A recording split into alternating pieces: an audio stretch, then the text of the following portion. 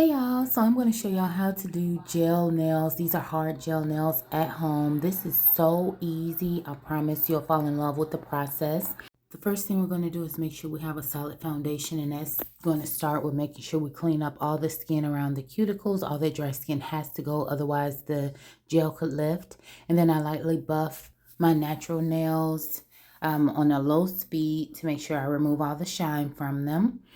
I go ahead and I shape, and this is a feel, guys. You can do the same process if you're going to do your nails from the beginning, but I go ahead and shape them. I like mine very square, and I'm also doing braider nails, so you'll notice that my pinky finger and my ring finger are longer than the other fingers. That's intentional.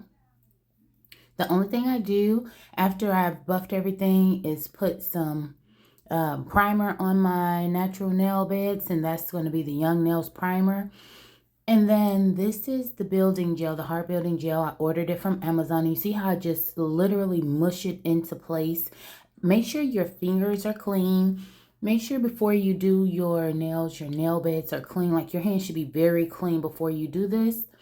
And then all I do literally, guys, and I wanted to show this whole process so you'll see how it looks, is smush it all into place. Make sure my nail is completely covered. Then I use a small dry brush and push around my cuticle to make sure everything is nice and flush. Like I want that to be in there really good so that I don't get any water, moisture, anything under my nails. I want to make sure it's nice and sealed. And you can actually touch this gel as you see I'm doing, as long as your fingers are clean and you don't have any dust and hair and all of that stuff everywhere. But literally just smush it into place. I did that with the rest of my fingers. You do need a UV light to dry them.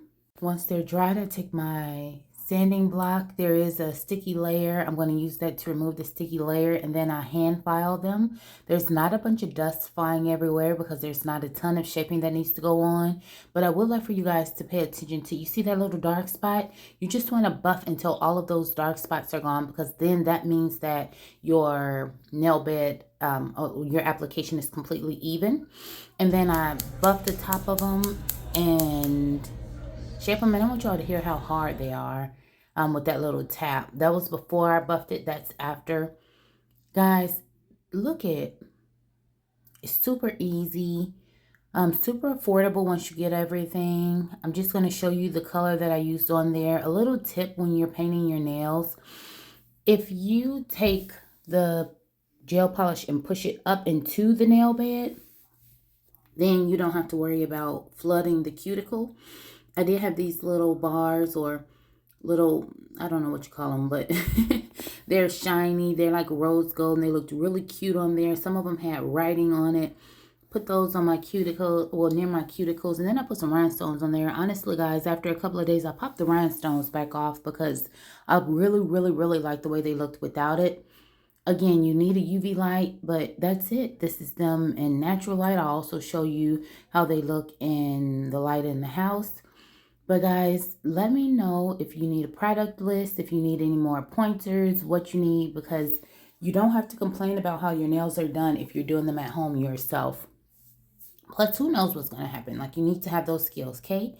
Thanks for watching. God bless you. Love you. Bye.